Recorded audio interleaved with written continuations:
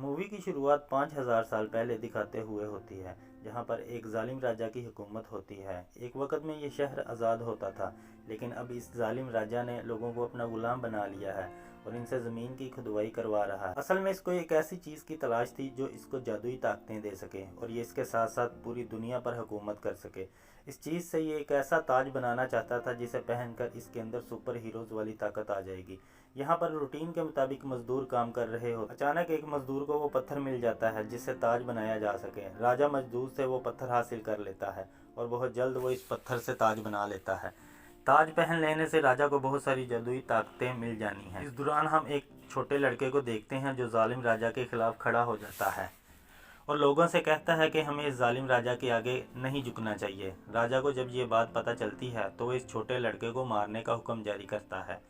जैसे ही लड़के को मारा जाने लगता है तो वो एकदम से गायब हो जाता है और एक ऐसी जगह पर आ जाता है जहाँ पर 6 देवता बैठे होते हैं, जो इस लड़के को कहते हैं कि हम तुम्हारी हिम्मत की दाद देते हैं, तुम जालिम राजा के खिलाफ खड़े हो गए थे, अब हम तुम्हें इनाम के तौर पर जादुई ताकतें देते हैं जिससे तुम इस जालिम राजा का मुकाबला कर सकोगे। इस तरह वो छोटा लड़का बहुत ताकतवर बन जाता है।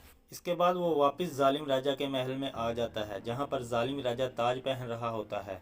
लड़का अपनी जादुई ताकतों की वजह से काफ़ी ज़्यादा ताकतवर हो चुका था। वो इतने गुस्से में होता है कि राजा के साथ साथ इस पूरे शहर को तबाह कर देता है और यहीं से कहानी 5000 साल बाद जाती है। कहानी फिर इसी शहर से ही शुरू होती है जहां पर एक गैंग ने कब्जा किया होता है। असल में ये गैंग इस ताज की तलाश में होता है जो 5000 साल पहले राजा के पास था। राजा खुद तो मर चुका था लेकिन इसका ताज आज भी इसी शहर में कहीं दफन था। अब हम एक लड़की एड्रियाना को देखते हैं। इस लड़की को भी इसी ताज की तलाश है। ये लड़की एक गार में जाती है जहाँ पर इसको ताज मिल जाता है। लड़की और इसकी टीम काफ़ी खुश हो जाते हैं। यहाँ पर लड़की को पता चलता है कि इसकी टीम का एक साथी इस गैंग के साथ मिला है। यह लड़का अपनी टीम के एक आदमी को मार देता है और अपनी पूरी गैंग को भी गार में बुला लेता है। लड़की की टीम और गैंग के दरमियान जंग शुरू हो जाती है। गैंग के लोग लड़की से कहते हैं कि ताज इनके हवाले कर दिया जाए। तभी लड़की नीचे देखती है तो वहाँ पर कुछ अल्फाज लिखे होते हैं। जब ये इसे पढ़ती है तो इसके मुंह से निकल जाता है शाज़ैम। ये लफ्ज़ पढ़ते ही वहाँ पर ब्लैक एडम आ जाता है और गैंग के लोगों को बुरी तरह मारने लगता है और लड़की को गैंग से बचा लेता है। अभी ब्लैक एडम वहीं पर होता है कि गैंग के कुछ और लोग वहाँ पर आ जाते हैं और ब्लैक एडम पर हमला कर देते हैं जिससे ब्लैक एडम ज़ख्मी हो जाता है। ये देखकर एड्रियाना काफ़ी परेशान हो जाती है और वो ब्लैक एडम को अपने घर ले जाती है।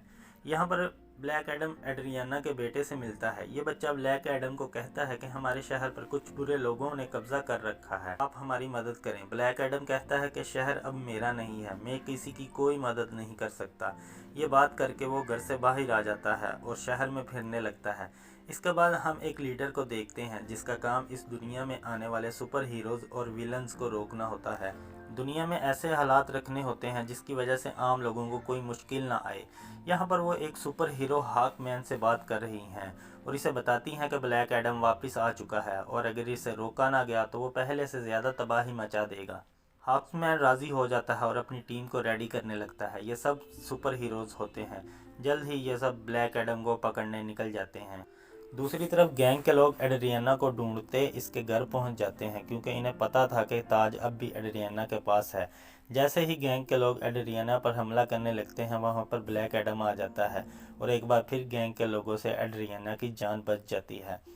दूसरी तरफ हाकमैन की टीम भी ब्लैक एडम को पकड़ने वहां पर पहुंच जाती है और ये सब मिलकर ब्लैक एडम से लड़ाई करने लगते हैं, लेकिन ब्लैक एडम इन सब पर भारी पड़ता है और वहां से भाग जाता है। इसके बाद हाकमैन की टीम एड्रियाना के पास पहुंच जाती है और इससे कहती है कि तुम ब्लैक एडम को पकड़ने में हमारी मदद करो, लेकिन एड्रियाना ऐसा करने से साफ मना करती है और कहती है कि मेरी जान ब्लैक एडम ने बचाई है। टीम एड्रियाना को किसी तरह राज़ी कर लेती है। इसके बाद एड्रियाना टीम को लेकर ब्लैक एडम के पास पहुंच जाती है ताकि ये लोग आपस में बैठकर बात कर लें। दूसरी तरफ गैंग का एक आदमी एड्रियाना के घर पहुंच जाता है ताकि वो ताज को हासिल कर सके, लेकिन जब इसे ताज नहीं मिलता तो वो एड्रियाना के बेटे को उठाकर अपने साथ ले जाता है। बच्चा बड़ी चालाकी से अपनी माँ को फ़ोन करता है और इसे सब कुछ बता देता है। बच्चा कहता है कि गैंग ने मुझे किडनैप कर लिया है। ये सुनकर एड्रियाना काफ़ी परेशान हो जाती है और ब्लैक एडम और हाकमैन की टीम से मदद मांगती है, जिस पर सारे लोग राजी हो जाते हैं और इसके बेटे को ढूंढने निकल जाते हैं। हाकमैन की टीम के हाथ गैंग के 2 मेंबर लग जाते हैं जो कि टीम को बच्चे का पता बता देते हैं। ब्लैक एडम और टीम इस जगह पर पहुंच जाते हैं और देखते हैं कि बच्चे पर गन तानी गई है। ये देखकर एड्रियाना ताज गैंग के हवाले कर देती है, लेकिन इसके बावजूद गैंग का लीडर बच्चे पर गोली चला देता है और ये देखते ही ब्लैक एडम उड़कर गोली के आगे आ जाता है और बच्चे की जान बचा लेता है और गैंग के लीडर को ख़त्म कर देता है, यानी जान से मार देता है। इसके बाद ब्लैक एडम हाक्समैन को राज बताता है कि 5000 साल पहले वो लड़का जिसने जालिम राजा के खिलाफ आवाज़ उठाई थी वो मैं नहीं, मेरा बेटा था। जब राजा मेरे बेटे को मारने लगा था तो वहाँ से गायब हो गया था। ये देखकर राजा ने मुझे और मेरी फैमिली पर बहुत जुल्म किया था। मेरी बीवी को मार दिया, मैं भी मरने ही वाला था कि मेरा बेटा वहाँ पर आ गया। इसके पास जादुई ताकतें आ चुकी थी और उसने वो सारी पावर मुझे दे दी। अभी हम बात कर ही रहे थे कि वहाँ पर राजा के आदमी आ जाते हैं और हम पर हमला कर देते हैं। मैं तो बच गया क्योंकि मेरे पास पावर्स थी, लेकिन इस हमले में मेरा बेटा मारा गया। ये देखकर मेरा गुस्सा मुझ पर गालिब आ गया और मैंने देखते ही देखते पूरे शहर को तबाह कर दिया। मेरी इस हरकत की वजह से देवता नाराज़ हो गए और उन्होंने मुझे गार में बंद कर दिया और मैं कई हज़ार साल गार में बंद रहा। जब एड्रियाना ने गार में आकर नाम लिया तो मैं आज़ाद हो गया। ब्लैक एडम टीम से कहता है कि मैं इन पावर से आज़ाद होना चाहता हूँ ताकि मेरी वजह से किसी को नुकसान ना पहुँचे। इसके बाद ब्लैक एडम लफ्ज़ शाज़ैम बोलता है और अपनी असली हालत में वापस आ जाता है और बताता है कि जब तक मैं दोबारा शाज़ैम नहीं बोलूँगा तब तक मैं ब्लैक एडम नहीं बन सकूँगा। और टीम से कहता है कि आप लोग कुछ इस तरह का काम करो कि मैं दोबारा ये लफ्ज़ ना बोल सकूं। इसके बाद ब्लैक एडम को पानी के अंदर डाल दिया जाता है और इसके मुंह में एक ऐसी डिवाइस लगाते हैं कि वो बोल ना सके। दूसरी तरफ गैंग के लीडर को दिखाया जाता है जो हेल में पहुंच चुका था। हेल का गॉड गैंग लीडर को अपनी पावर्स दे देता है। पावर्स लेकर गैंग का लीडर दोबारा दुनिया में आ जाता है और हर तरफ तबाही मचाने लगता है। जब हाकमैन की टीम को पता चलता है तो वो सब मिलकर इसको रोकने की कोशिश करते हैं, लेकिन गैंग लीडर के पास पावर बहुत ज़्यादा थी।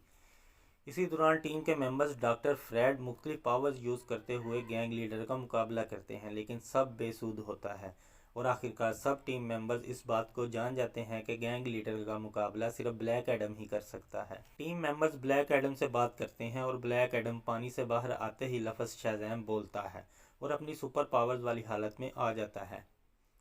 ब्लैक एडम जल्दी से उस जगह पहुंचता है जिस जगह लड़ाई हो रही होती है। ब्लैक एडम के पहुंचने तक gang leader team member doctor Fred को जान से मार चुका होता है। इसके बाद ब्लैक एडम और गैंग लीडर का मुकाबला होता है। आखिरकार ब्लैक एडम गैंग लीडर को मार देता है और यूं इस कहानी का इख्तिताम होता है।